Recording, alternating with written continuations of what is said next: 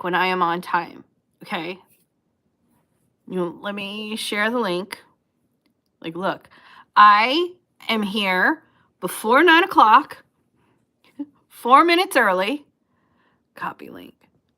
Coffee in hand, soda in hand, water in hand.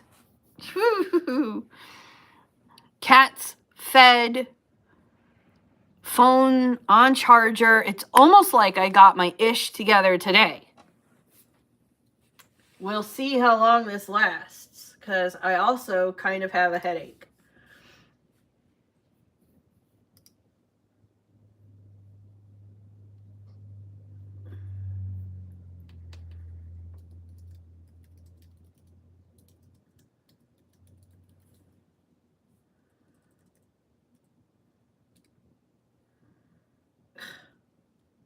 Okay, well, that didn't last 2 words before typos took over. There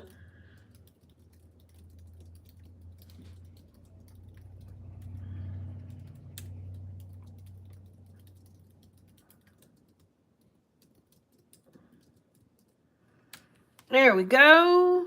Ha! So, see? I'm actually on it today. Kind of. I'm leaning on it today. May not be standing on it, but I'm leaning there. What? Okay. Floof is here this morning. Hang on, I gotta adjust.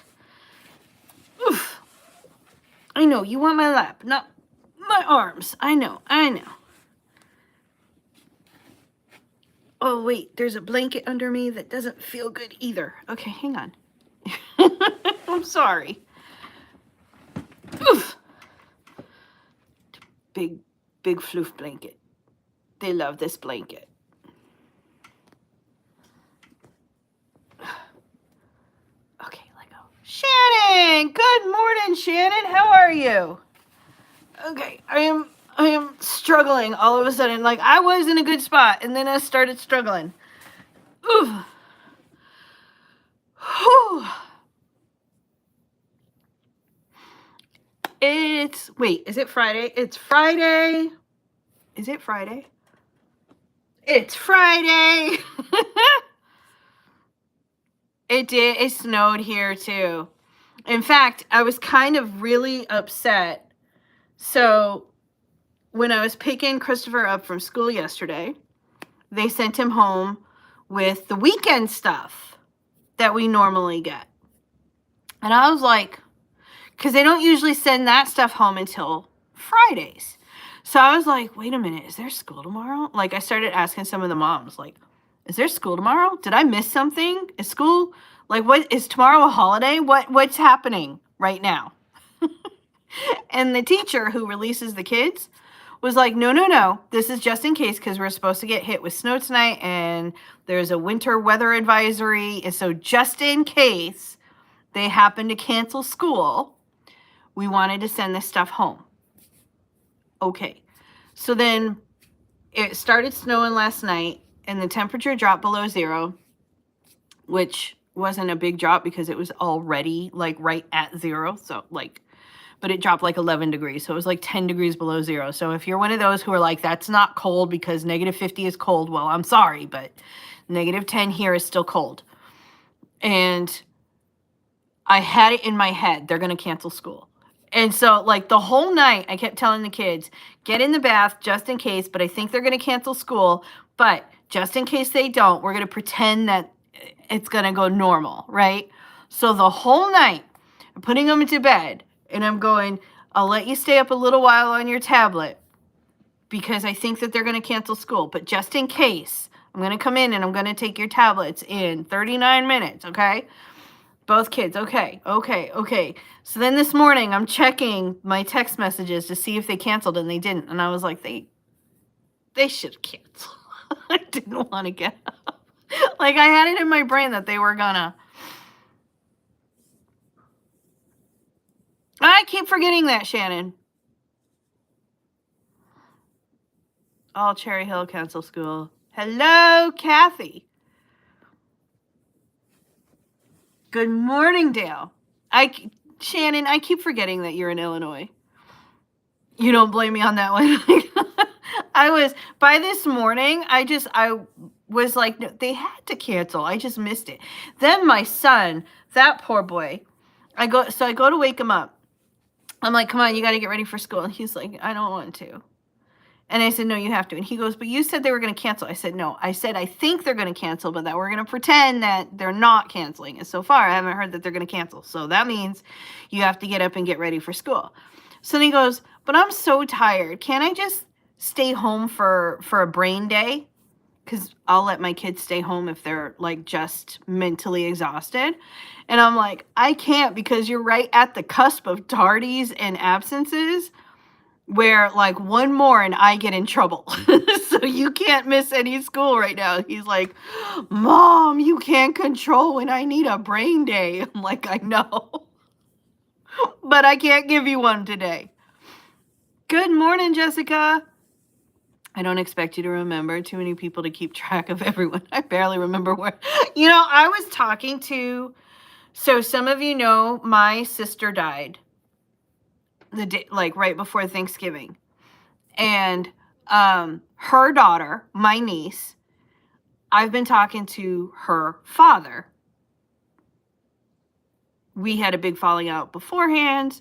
Now we've been trying to talk because there's like this whole mess of stuff going on with custody over my niece right now.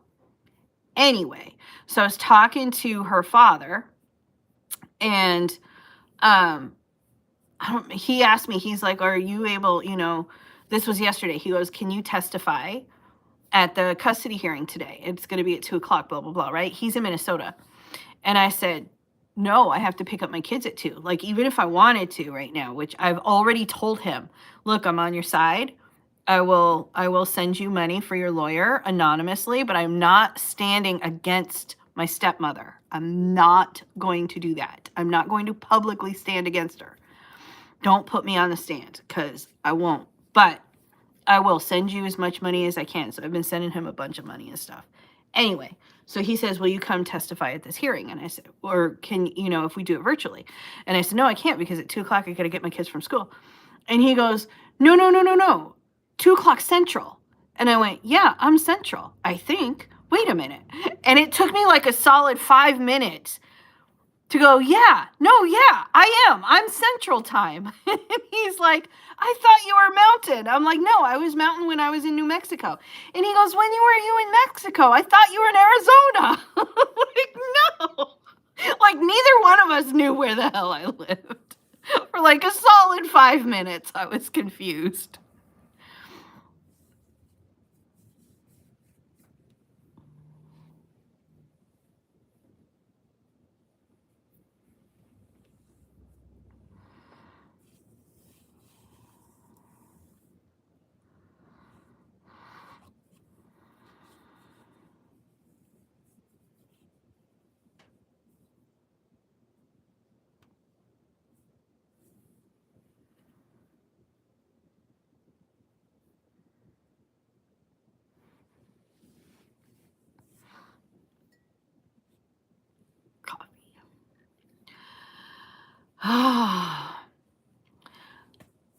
My daughter, yesterday, she goes, Mom, have I ever tried hazelnuts? And I said, yes.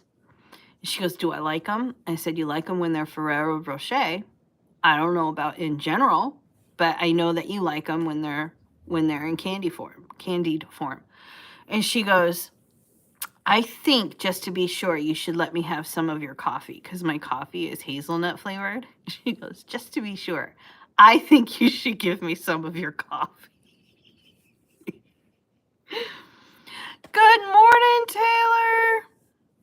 Getting more snow today, too. Just don't know when. Oh, that's the worst when it's like, it's sometime between today and Monday you're going to have snow. But we are not going to tell you when or how much. I keep saying I'm going to write down the questions I have so I don't forget them, and I end up not doing so. Jessica, that's okay. That's where the coffee addiction starts, right? I was like, I don't think so, kiddo. Good try, though. That was pretty brilliant on her part. Jessica, I was thinking about you the other day, now that I think about it, because there is another freelance writer on TikTok, also named Jessica, interestingly, who is not part of like this group specifically, but she was talking about, what was she talking about? I don't remember the specifics, but it like gave me this idea of like, oh, I should go and do this thing so that I can help. She was talking about something about following her, like an over-the-shoulder training. I cannot do over-the-shoulder trainings. Like I don't like over-the-shoulder for some reason. I just don't like it. But she was talking about doing an over-the-shoulder training for goal setting for her clients, and she was like inviting people to go watch her do goal setting with her clients so that they could learn how to do goal setting for their clients, kind of thing. And I thought, that's an interesting, like, I should put together a training like that for Jessica, for you, but I wouldn't do it as an over-the-shoulder thing. But anyway, that's just a really roundabout way of saying I've done nothing for you, but I did think of you. How old is she? She's going to be 10 in a couple of months. I'm planning a series. Any suggestions on developing a cohesive through line to connect all the books into one overall arc? It will eventually come back to me, maybe. Possibly. Okay, so Shannon, first and foremost, how much of a planner are you? Like, that's going to determine, are you more of a, you sit down and you like to plan out as much of the plot, characters, development, arcs, and everything before you start writing? Or are you the kind of writer like a pantser where you sit down, you start writing, and you just plot as you go and like things happen? Hello. You started to drink coffee around 7? I didn't start until I was in high school.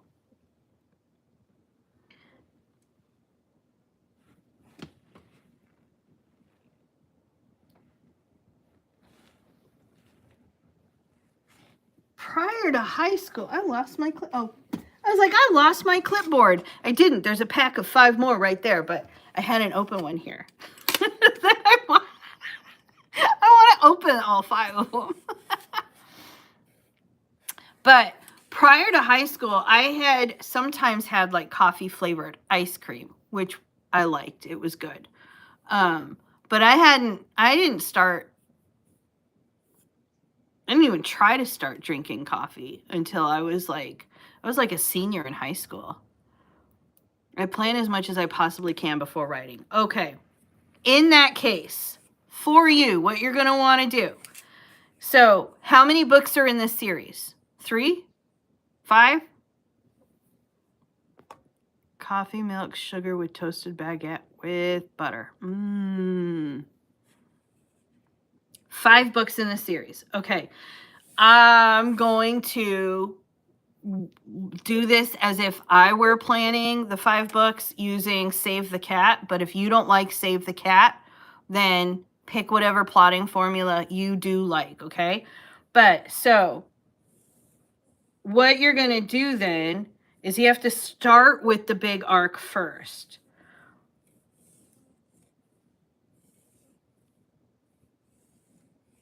This is only for planners. Pantsers would follow a different process.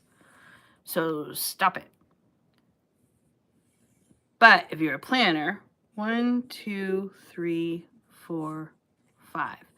Okay, so we're going to, right here is the open, and down here is the final, and then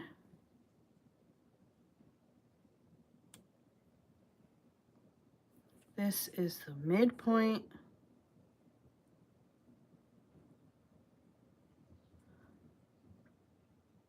Break into 2, break into 3. Okay, so first you're going to do the Taylor. I mean, you can try it this way. Hi, Alex. You can try it this way, but for pantsers, it's going to be a different process. to get the same result, simply because pantsers plot differently, okay? But for planners, for Shannon, you're going to sit down first and you're going to plot out the actual overarching story first, with the understanding that your opening image back here is going to match the opening image of book 1. And your final image back here is going to match the final image of book 5, okay? You're going to have your break into 2 somewhere around here. You're going to have the midpoint around here, and you're going to have your break into 3 around here. Some of the other beats will fall in line, like right around here. You're going to have the theme stated for the overarching plot line, right? So you're going to have your theme stated, you're going to have your setup, you're going to have your catalyst. More than likely, your catalyst is probably going to hit right near the end of book 1. Possibly. It might also be the beginning of book 2. And you're going to have like the all is lost, the dark night of the soul, so on and so forth in between. Those placements don't matter as much. You don't have to worry about, oh, this should be right at 25% or whatever. But basically, you're going to have your overarching theme, the whole series together first. Then what you're going to do is you have your opening image here, and you're basically going to cover the first step of that story, right? So whatever the final image of this book 1, because now you got to plot this book.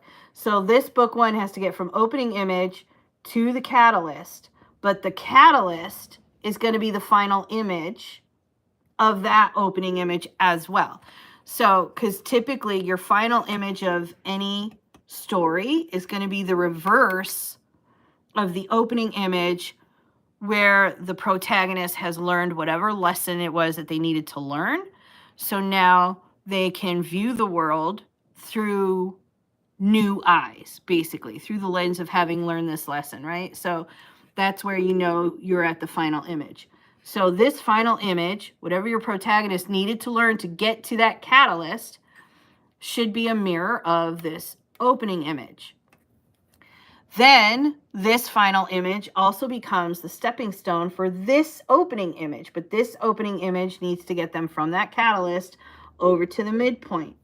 So that midpoint is going to be a mirror image of that catalyst. I hope I'm making sense. But if you start with the overarching story first, becomes a little bit easier of going, okay, so in book 1, I can cover this part, because then you can start breaking the whole story down into episodes. This part, this part, this part, this part. And then you can go through each episode and go, okay, so these are the major plot points in this episode. This is how it works, so on and so forth, to make sure that each one gives, basically what you want is you want each book to give a satisfying experience, right? Yes, you want them to know, to be like, ooh, I wonder what happens next, but not from a shady standpoint, right? You want them to be curious about what happens next, but also you want someone to be able to pick up book 3, read it, enjoy themselves, and be like, oh, damn, this is part of a series. Let me go grab the rest of them, right? Not be like, I have no idea what the hell is going on because I picked up book 3. Because that can happen.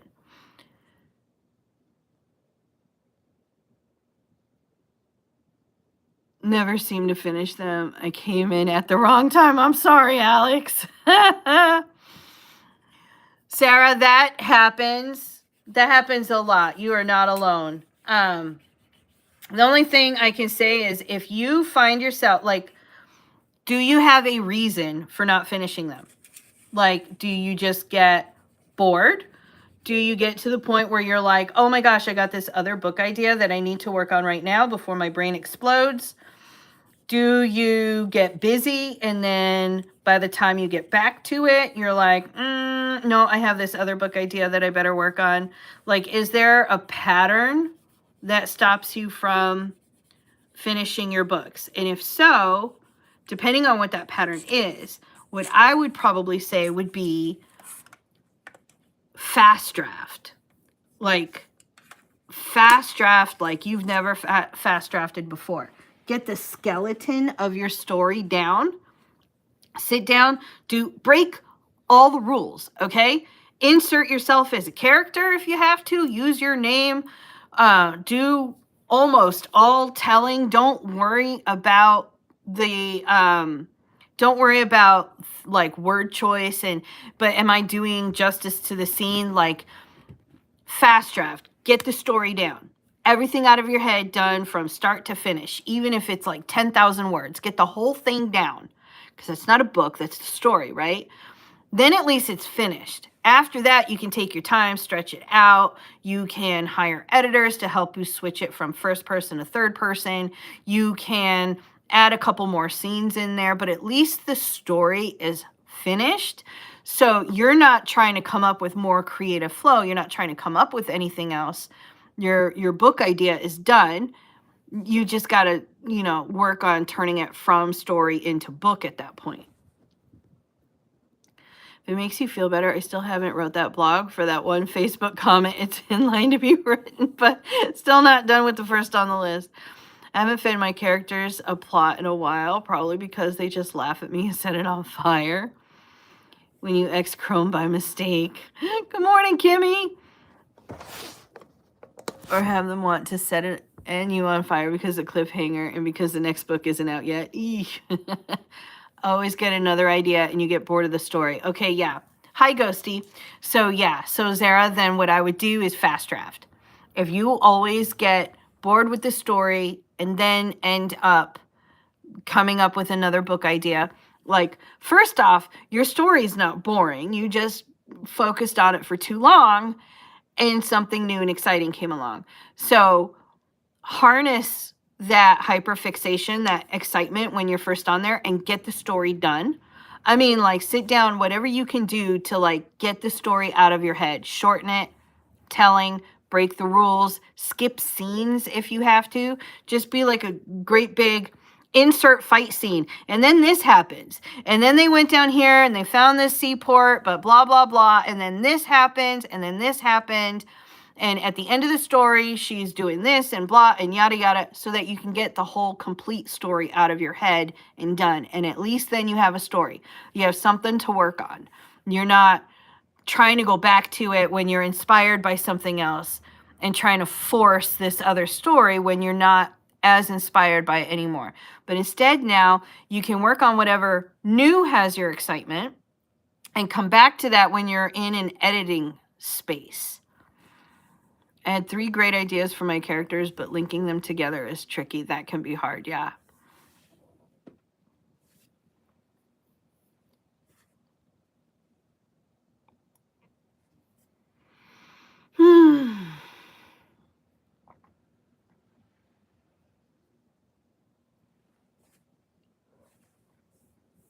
That idea is smart. Why, thank you.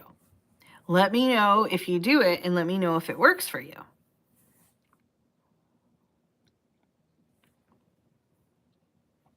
So I don't know if any of you have been on the Discord. I have started a big community event called Book Flood. I thought I saw something about it, but I didn't get a chance to like read it. I got the notification that you started it.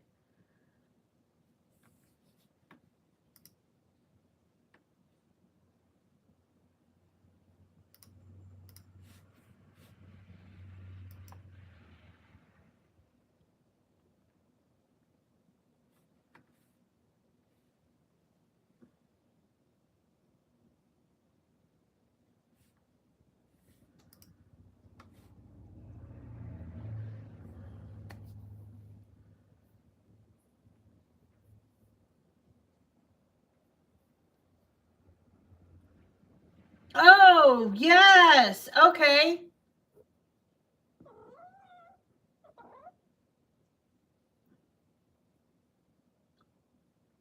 Nice. Hello, Seisha. Maybe I'll have them meet at a public place like the DMV. Everyone has to go there at some point. Yeah, most people. Floof is back. I don't actually remember you jumping off my lap. Did you jump or did I move you?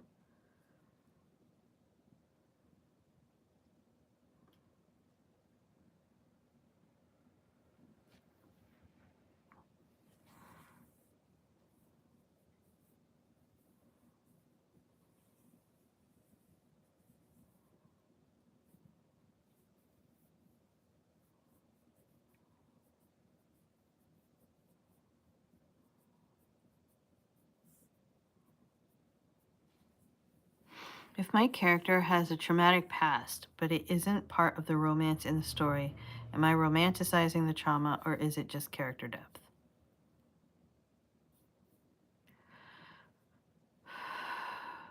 I think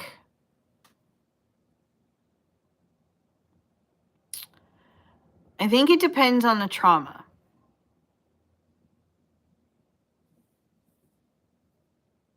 Because here's the thing. We deal with our past all the time. And what one person finds traumatic, someone else might not, up to certain points or whatever. But how they approach their next relationship, whether that be a friendship, a teacher-student relationship, or an actual partnership or whatever, a lot of that is determined by how that trauma manifested and how other, like, the trauma doesn't even have to be relationship centered to affect a relationship. You know what I mean? Someone might have had a traumatic experience, and because of that, like maybe they tried to talk about it to their next romantic relationship, but that person was dismissive, for example. And then several years later, they're with someone else and they, not like in a malicious way, keep secrets, but they may not trust opening up to about everything simply because this other person was so dismissive. Like, it's going to affect how they approach any relationship. So there is no way really for it to not be there because it's a part of them. If it's not going to be in the relationship, then it's not that deep a part to them, in which case there's no point in having the trauma. Do you know what I mean? Like, if the trauma isn't part of the person, then you may as well not even put it in the book.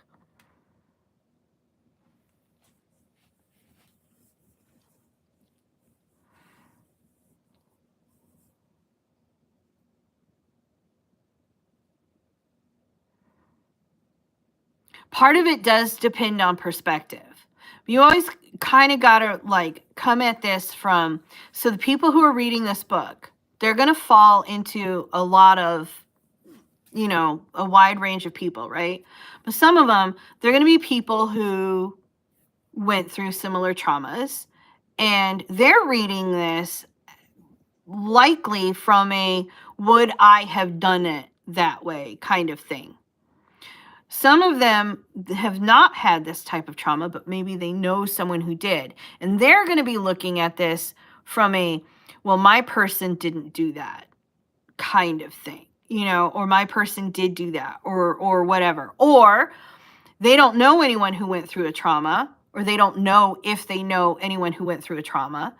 But then they're reading this and they're going, oh, wait a minute. If that happened to this person, that would explain so much. You know what I mean? Like, there's a few different perspectives.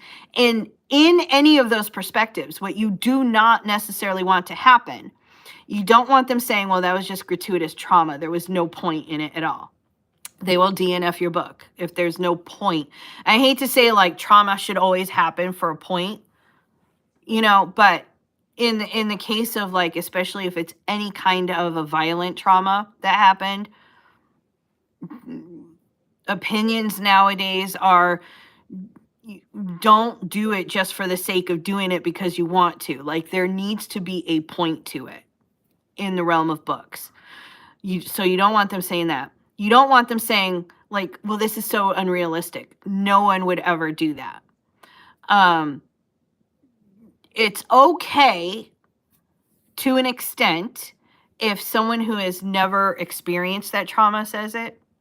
Because, like, I cannot count how many times I have, like, been inside. I don't go to fandom groups anymore because, like, I'll be in, say, for example, a supernatural fandom group, and how many men are there going, no men would talk like that, right? When they're talking about Sam and Dean, no men would actually talk like that. No one actually talks to their brother like that, right? Like, there's a point where, and you can probably guess who those kinds of men were, right? So, like, to an extent, if certain people do that, who cares? But you don't want your ideal reader to do that. You don't want the person that you're writing the book for, you don't want them to be like, that would never happen. Hello, hello. Everyone needs trauma, says Alex. I just read a great alien barbarian book with a FMC who goes catatonic due to PTSD. I love it because I relate to her, and the MMC treats her with respect and admires her ability to survive. Nice. It's part of the person and the development of her powers and play a part for the plot of the fantasy, but not a main part of the romance. Okay, so if it's in the plot of the book, that's fine. Maybe you're not writing a romance. It doesn't sound like you're writing a romance. It sounds like you're writing a fantasy book with romantic elements.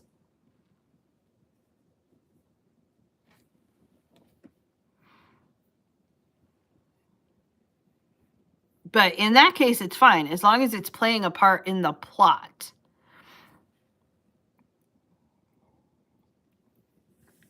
Good morning, Emmer.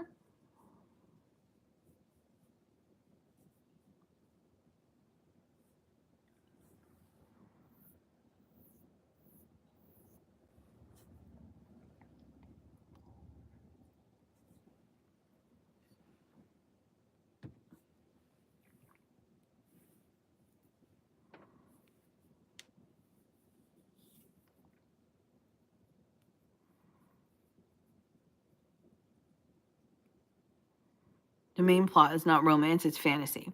Okay, so yeah. So, and the big difference there, obviously, is fantasy, magic. Boom. Fantasy, right?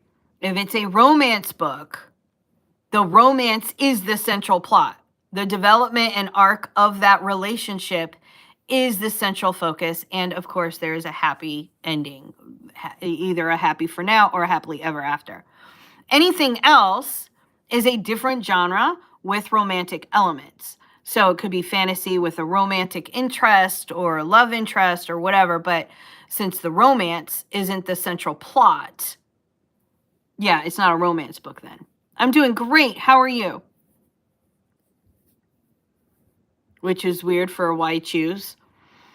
I didn't realize that distinction. I feel better able to explain my book. Yeah. So a lot of people think that because there's a love interest, that means that their book is a romance, but it's actually not. Like, you can have romantic elements in your story, and that those romantic elements don't necessarily, you still want them to drive the plot. Like, you still want them to make sense in the story. What you don't want is for your story to, like, completely fall apart if you remove it. You're from India. Well, hello, India.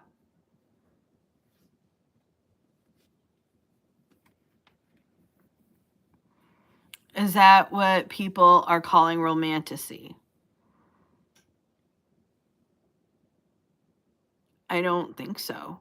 I think fantasy. So a fantasy romance is a romance novel in a fantasy-based world with magic.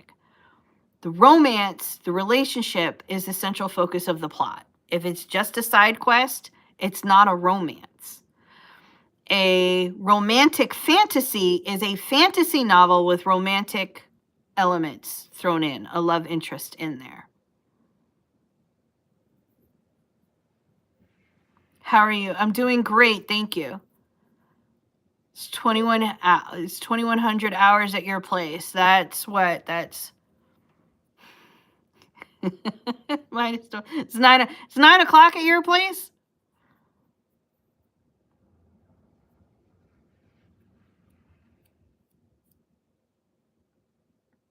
My mods are awesome. I'm doing good. My bestiary is taking forever to edit and format, and I haven't even started the drawings yet. Little flicks across my screen right now. Boom, boom, boom, boom, boom.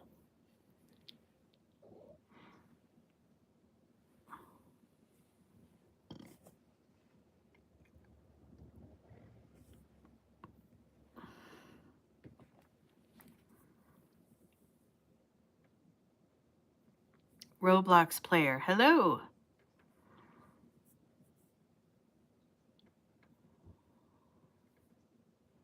Taylor, did that help? Did you look up Gina yesterday? I didn't. I'm sorry. I'll try to remember to look her up today. Send me a message.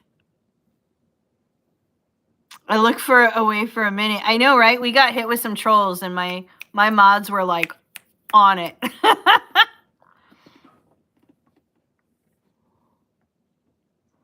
English with me. Hi, I'm Naomi. I don't know. I don't know, Alex.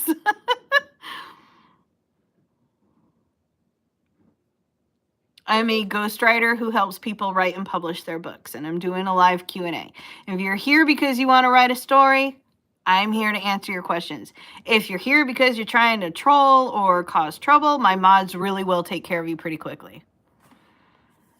My character said to tell you we do what we want, it will be what we want.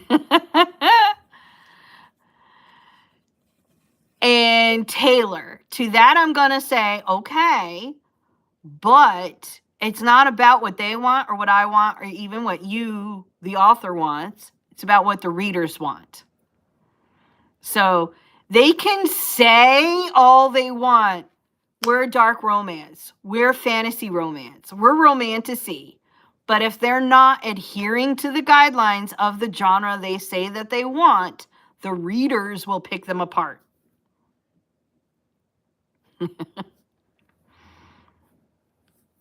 I just keep passing people sliding down my hill every few minutes. It's so distracting. So there's like 3 people outside shoveling right now, so I get it. They're feral. Good characters. You keep telling them that. Okay. I mean, this might be something that your beta readers can figure out. You can be like, you know what? I got a book coming out, and I don't know what genre it is. Here are the elements that are in it, in the order of like most prevalent. You tell me, and then in the forum, ask the beta readers flat out where, on a shelf in the bookstore, what genre would you place this book in? They can help you with that, but it's not going to be up to the characters. I'm sorry. Because if you bill it, if you say this is a fantasy romance and the fantasy romance readers read it and they're like, no, you're sunk. You won't earn their trust back. You know what I mean? And you won't be able to tell them, well, I tried, but the characters did. Readers don't care about that. They want the story that they expected. And that means following certain guidelines for that genre.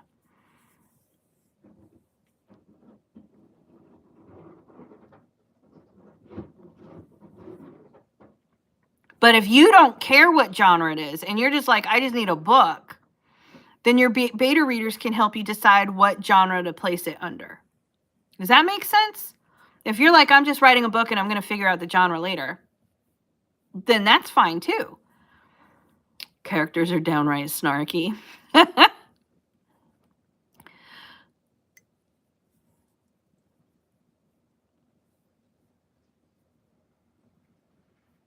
Characters don't listen to you at all. You tell them you want a genre, and then someone slams through telling you their life story.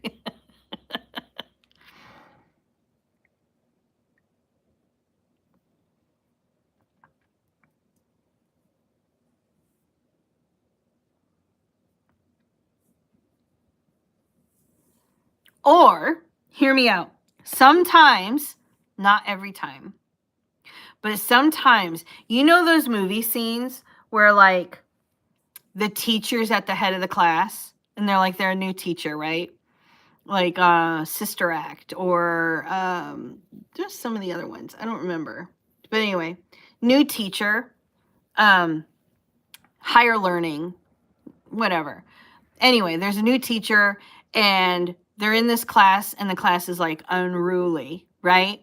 And like there's spitballs and there's kids making out and there's like one kid who's really listening very hard and sitting there like tapping their pencil or whatever, but like no one else is listening. And that teacher goes home or whatever and their hair is a mess and they've got broken pencils and they're crying and they're like, I suck at teaching. And they're like, I can't do this. The kids never listen. And then like at some point in time, someone gets through to them and says, you're the teacher. Like, if they're not listening to you, maybe learn how to talk to them to get them to listen. Like, sometimes the way that you all talk about your characters, I want to be like, you're the teacher. Like, at some point, I might be wrong, but sometimes I feel like sometimes you just got to sit down and have a talk with your characters. And if you figure out how to talk to them, they will like fall in line.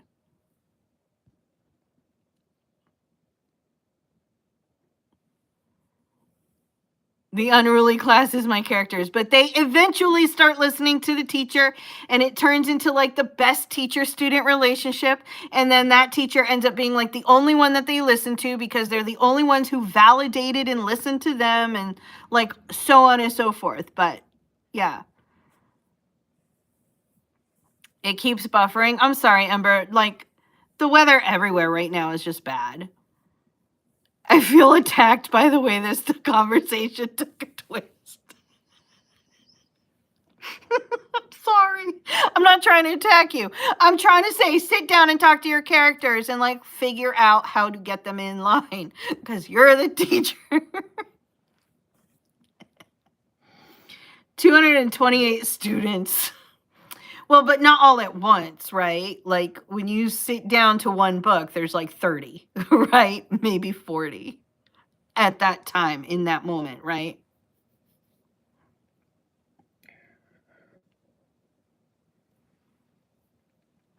I spit spitballs at your head. I'm telling you, you need like Michelle Pfeiffer or whoever your superintendent is to like have that magical talk with you that snaps you in to where you go, you know what? I'm going to teach my way and we're going to see where this goes.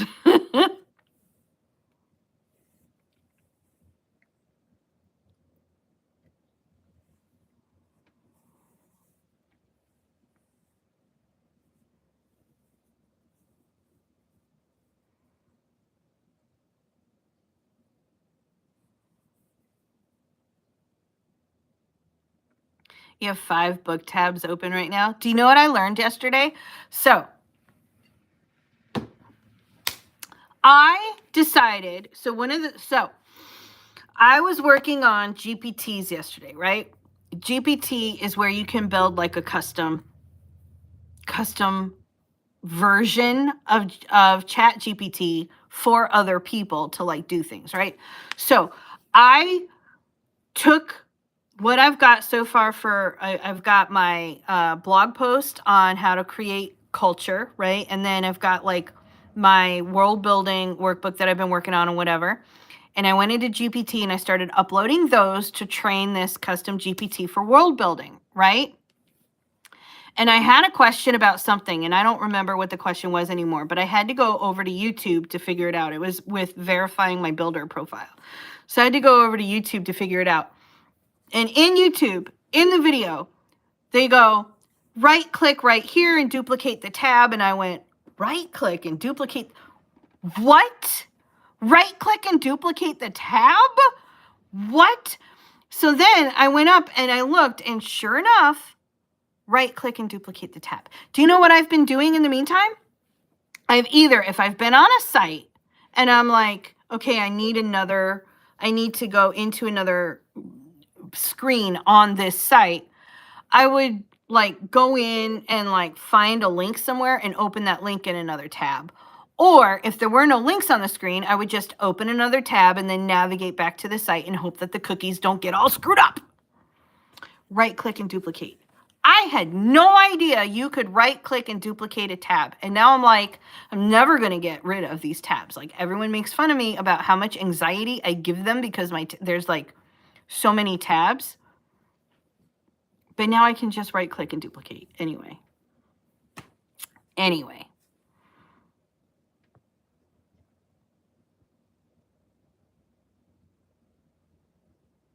I will say the side quests aren't as long since setting up a timeline.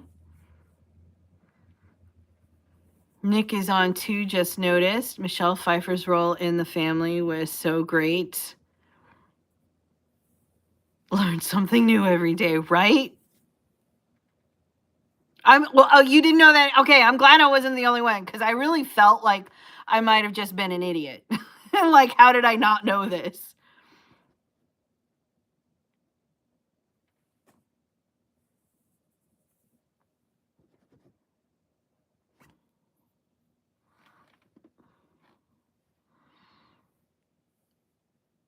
I need to get one of those laptop stickers that has all the Mac shortcuts. Right?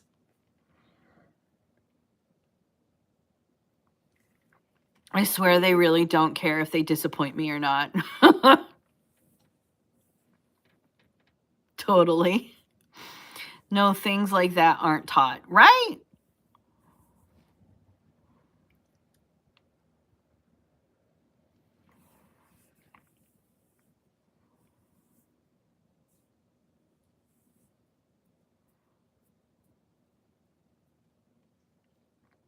In fantasy, if my world has its own gods that I name, do I then have to have the gods play a major part? No, they don't have to play a major part unless you want people to understand who they are.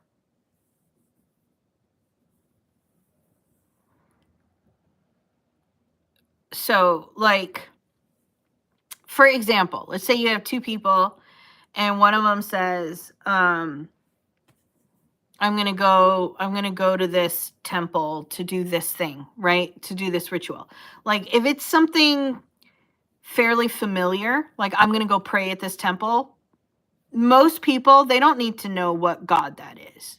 You know what I mean? They might presume that it's a different god because it's a fantasy world. They might presume it's the same god that was brought out there or whatever. But like, most people can be familiar with their idea of prayer at a temple of some sort.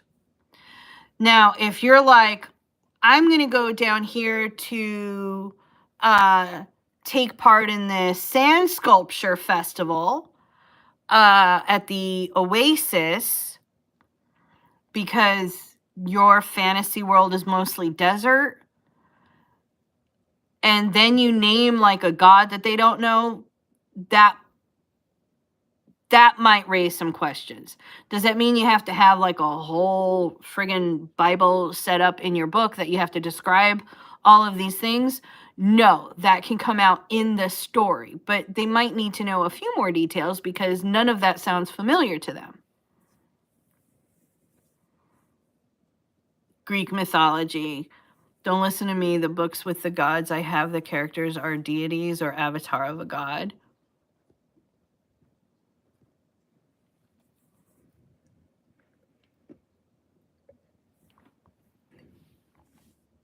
You just don't want the reader to get lost, basically. If it feels familiar to the reader, they're just going to keep going, even if they don't quite know what that god is. My dragon does what he wants and blames his trauma. Okay,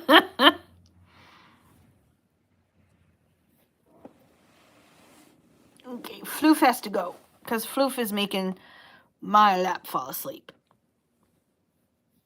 Say hello or say goodbye. She's just purring. She's like, I don't want you to put me down. Hola. Hello. Paraguay. I'm sorry, my Spanish is not good enough to like hold down a whole conversation, but hello. No, ¿qué tal? Yeah, no, that's right. That's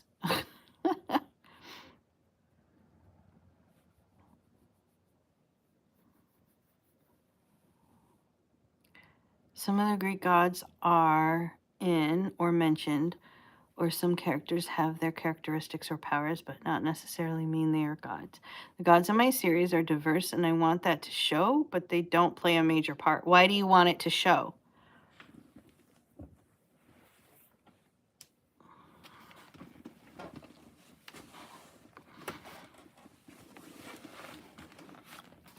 Oof. If they're not playing a major part, then why do you want it to show that they are diverse?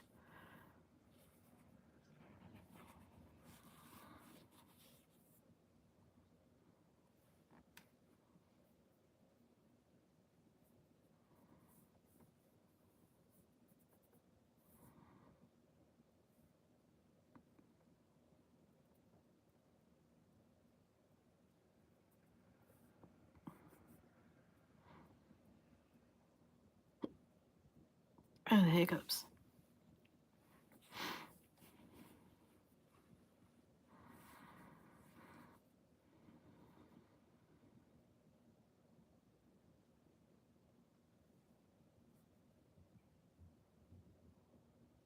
I wasn't prepared for that question. Okay. No problem. Sit down and think about that, though.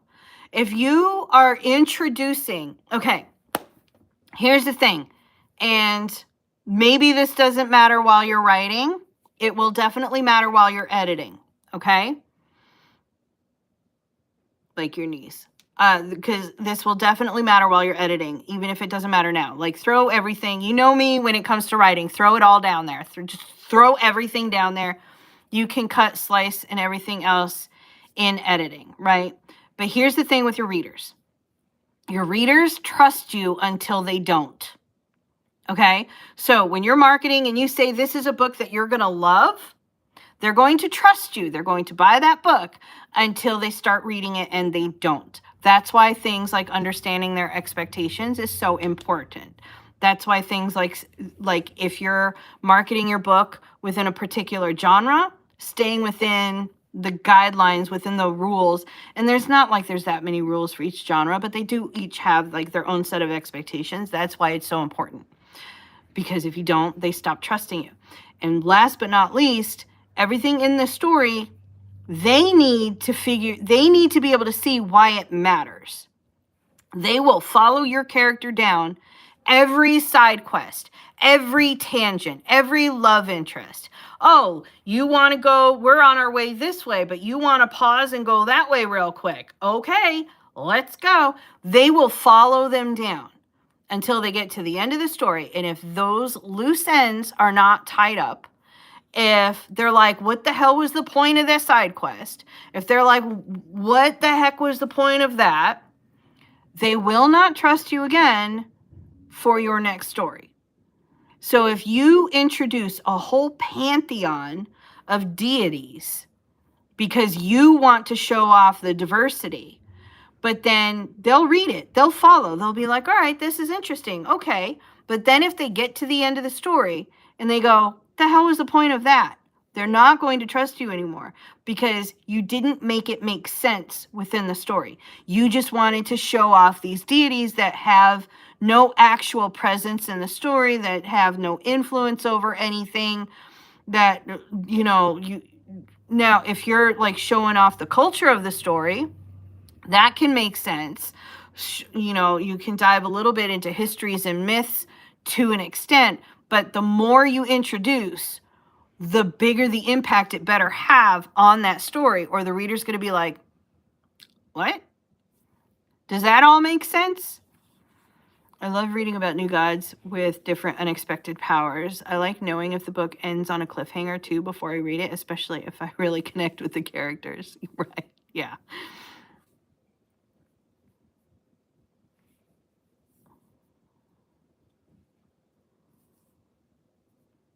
So that's That's the only thing that I would think about. And again, doesn't matter while you're writing, but when you're editing and you're going, I really want to show this diverse pantheon. Really think about it. Why am I showing this to the readers? What does it add to the story? What does it add to their experience in the story? And if the answer is nothing, then you either need to do some rewrites so that it does add something, or consider chopping it. Now I have no idea how to do this. I love you too. One of my favorite authors killed off the MFC in book 10ish, but brought them back for the next book, so I forgave her.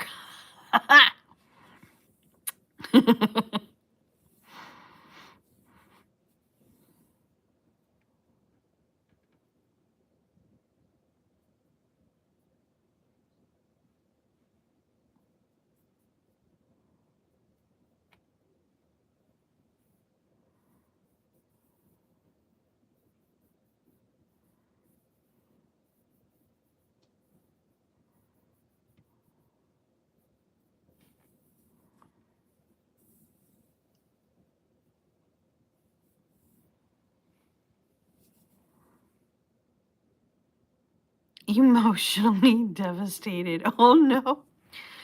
Okay, this is completely unrelated. But the other day, Christopher was at the dining room table, and he goes, he wanted spaghetti and meatballs, but he ate all the meatballs first.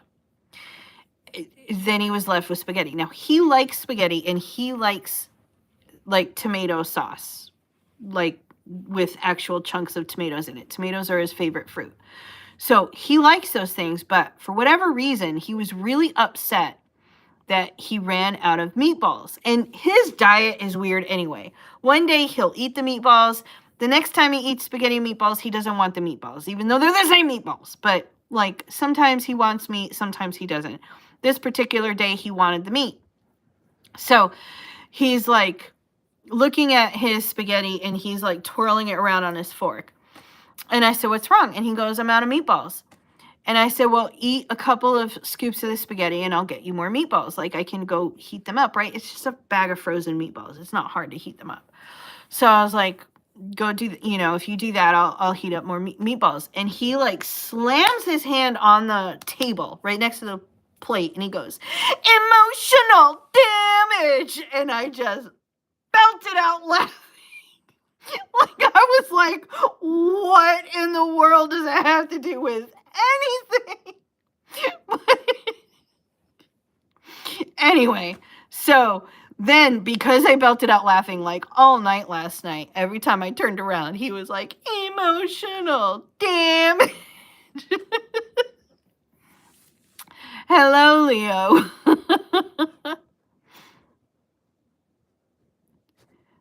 I was gonna put a temple class in my book, but it plays no major part other than explaining the gods and their part in history. So Stairs was scratching out temple. So what I would do is if you need that to help you, or if you want it for you, for now, for writing, open up another document, info dump the temple, info dump all of that information. If for no other reason, then you have it. If you need it, you can bring it in. You can bring in parts of it as needed to help explain certain things. And like in your mind, the rules will be set because you already like built it. But do your readers need it? Maybe not. Also, it might end up being a companion piece. Like it might be something that at the end of the book or somewhere in the beginning or whatever, you might have like a convenient little link that people can go to your website and sign up to get this information about the temple if they want to. And if you want to build your email list, for example. So like, it's not useless. It just doesn't necessarily need a place in the finished book. I was trying to figure out why I'm so tired. It could be the 7 novellas with 2 books. Yeah, that might do it. I gave him trauma for not getting meatballs, right? Could it be in a section on my website? Potentially, yes. Just a section that has the gods, their powers, and characteristics. Absolutely. Yeah, think Wizards of the Coast.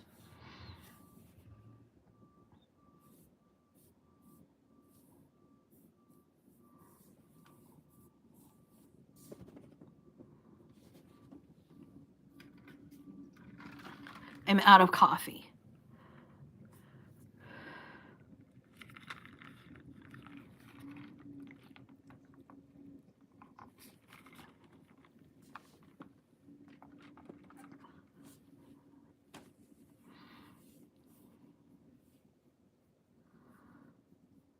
No, Floof, you're looking at my lap. You keep going.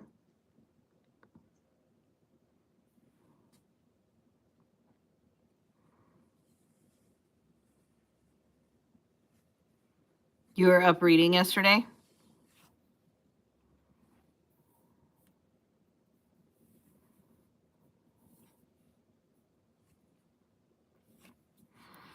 I was not up reading yesterday. I was working yesterday. So hard on so many things.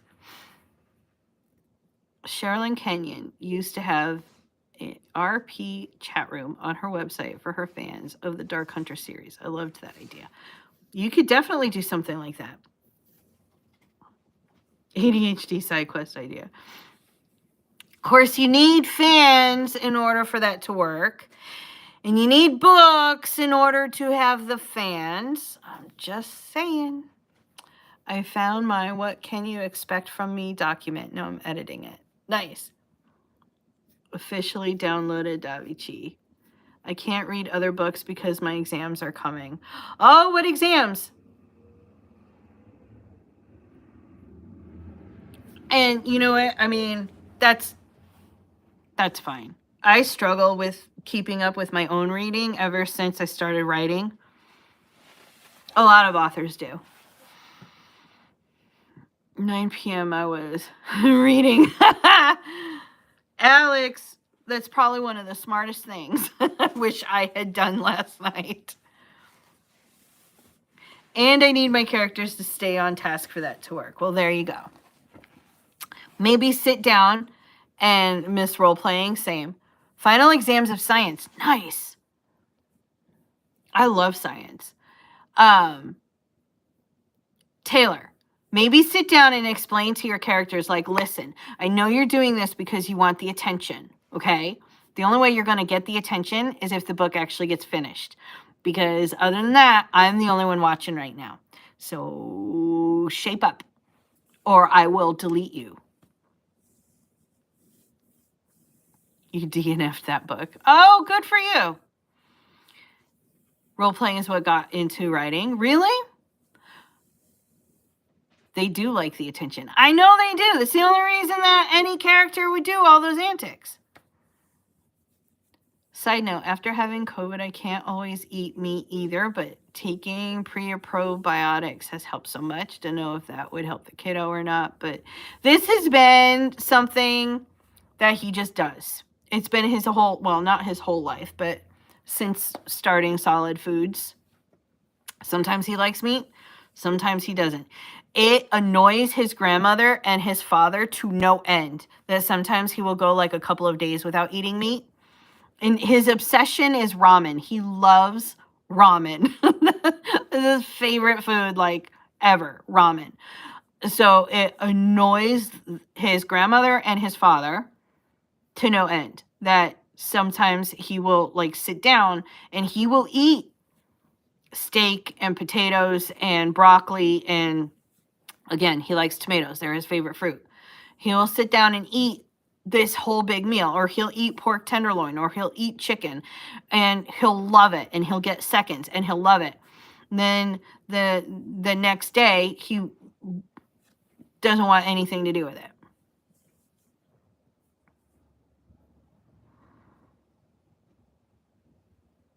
Hello, boxing fan.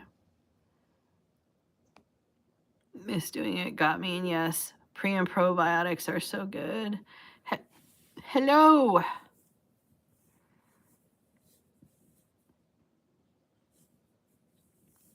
The way I used to role play before online and notebook drawing and writing, that's how I've always done it. Particularly with D&D, like, we had the graph paper. This was like before they had like the mats and the miniatures and stuff, which I do have, but we had like the graph paper, and we had a cartographer, and like sitting down and making the maps and stuff.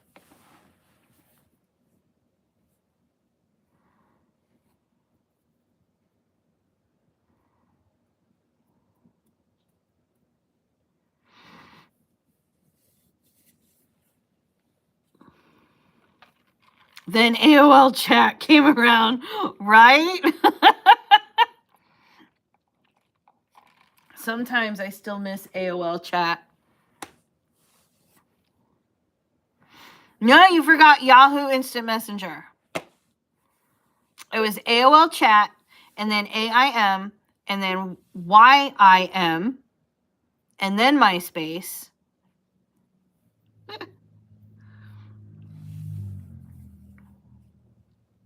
I've never played D&D, but it sounds so fun. It's fun. Yahoo and MSN. IRC. Yeah, IRC was in there somewhere. You started on Twitter and Facebook. Is it immoral to use ChatGPT to get unstuck from one scene to another if you just use the scene it gives you as inspiration? I personally don't think so. I don't think so.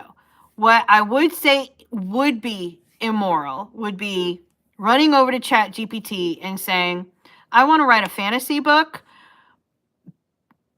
Give me a plot.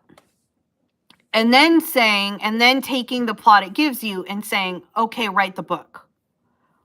Bad. Because who knows what it's been trained on? Who know, like there's just so many things out there. There's the whole issue of copyright. Like, even if it was ethically trained, which they're saying now that it was, but there's still all those lawsuits happening. So we'll see. I don't know. But even if it's been ethically trained, there's still the issue of who actually owns the copyright, because the current legal precedent is that it has to be created by a human.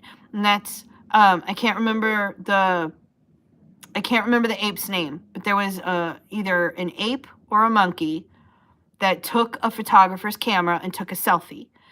And it ended up in the courts about who owns this copyright, because typically the photographer, which in this case would have been that monkey, owns the copyright of any image, and therefore the issues of licensure and who can use it are determined by that copyright holder. But the camera was owned by, this other person who was like, no, it's mine because it was my film and it was my camera. And they're like, yeah, but he took the picture, so you can't just sell the picture. And that's the determination from that is you have to be human. It has to be created by a human. And if you run to ChatGPT and you say, give me a plot, now write the book, you are not creating that.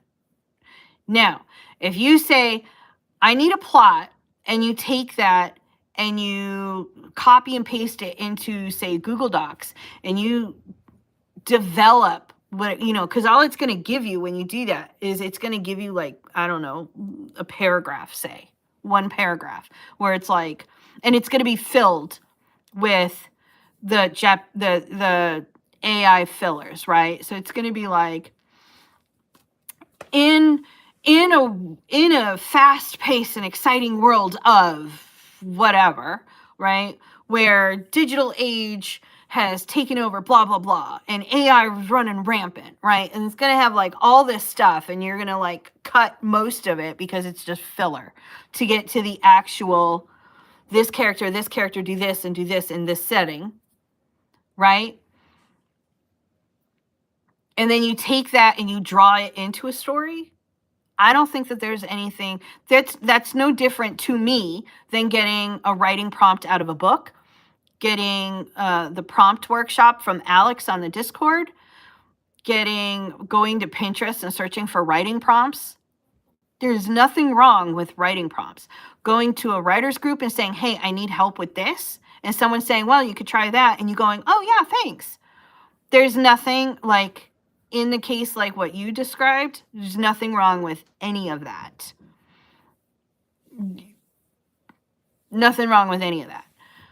But you are still creating the end product. Does that make sense?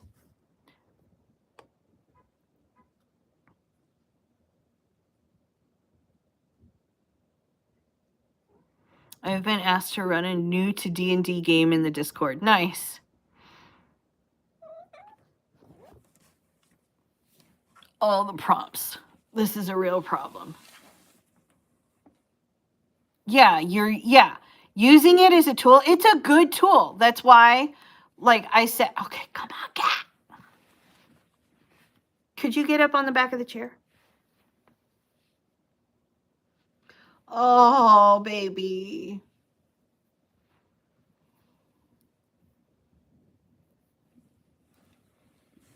Oof. But that's what, like, it's a really good tool, which is why I was working on building custom versions where, like, I was uploading my blog posts and my workbooks that I created on creating cultures. And I'm going to put one out for like world building and stuff like that. Because when I was testing it, it worked so well for helping me create a culture. But it helped me create it. It's not like just, hey, give me a culture. And then it says, here you go. And parts of that culture has been stolen from some other culture that someone else wrote up. Like, this is something that is trained on, on my information that I could like put together. And it's asking me questions. Well, what do you think about this? Well, what if we brainstorm ideas? Well, you want this to be in, like, I just got done with this whole test with it and everything. And I was like, oh my God, this works so well for like brainstorming back and forth. And what do you think about this? Well, here's some ideas. Oh, they're living in the clouds. Well, here's some ideas that might work with that type of an environment. And what else can you tell me? And it's like asking me questions and then putting together a profile. Can I get hi? Hello. The cat distribution system tried to give me a cat yesterday. The dog said no. Aw. One of the neighbors had baby bunnies. Like, their pet rabbit had 5 babies. And she was showing me the picture. And I went, oh, those are so not cute at all. Because they still have, like, their eyes are shut and no fur. And, like, they're not cute. They're not cute without fur. They're just not. But anyway. So she was asking me, she's like, do you think you and the kids want one? And I said, well, I've got hunters. Like, I've got 2 hunters. I really want one, but I've got hunters. I don't know. And then she said she had cats too. And I went, oh, okay, so you were able to make cats and rabbits live together. How? How did you do that? Because my cats, like, literally just killed a mouse. Like, they'd kill my toes if they could. Like, how do you get them to work together? And then she told me how she's got like a hutch up in her room where the rabbit lives and the cats stay downstairs. So they're not even on the same floors. And so for like a week and a half, I was trying to run through, because, you can't have a baby rabbit until they're like 8 or 10 weeks old or whatever, right? So I was trying to run through my head how I could do it, because the cats sleep with me. But I'm sitting there like, would they be able to adjust to not sleeping with me if I had the hutch up in my room? But then how do the kids get to like play with the bunnies and like all this stuff? Well, anyway, all 5 passed, which is very sad. The cat didn't get them, but the mother did, which is very sad. So she thinks that the cat stressed out the mother bunny, and that the mother bunny then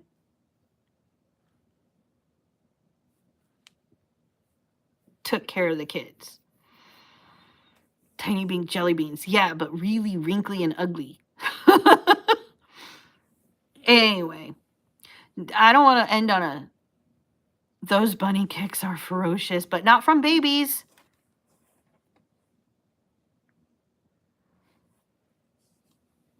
It was sad. So someone say something or ask me a question so that I can say something positive, so that we're not ending on a sad note, because I don't want to end on a sad note, but I kind of got to wrap up.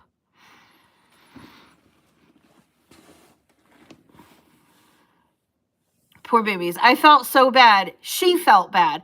I was just like, and the selfish part of me was like, thank goodness I didn't talk to the kids yet, because I can't imagine talking to the kids and telling them that I was thinking about getting them a baby bunny, only for that to happen.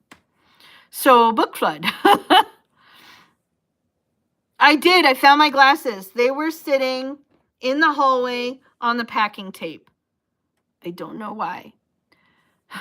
I don't know why they were there. It was obviously something that, like, I was on my way to go do something, and I think they were probably, like, falling off my face because they tend to do that. And so I, like, put them down to go do my thing and just forgot where I put them down because it's not a normal place for me to put them down. Book Flood in the Discord.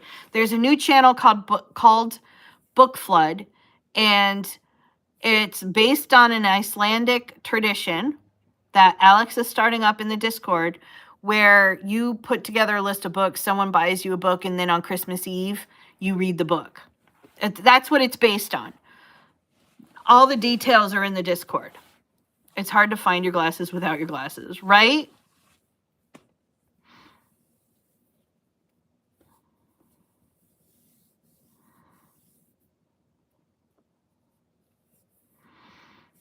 All right, y'all. Head over to the Discord to find out about Book Flood, okay?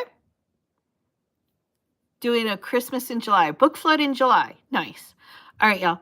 I hope you have an amazing day. Thank you so much for hanging out with me today, asking your questions. I hope you found this helpful and that you're going to go get all the words written, all right? It's Friday, so I will be back on Monday. Have a great weekend.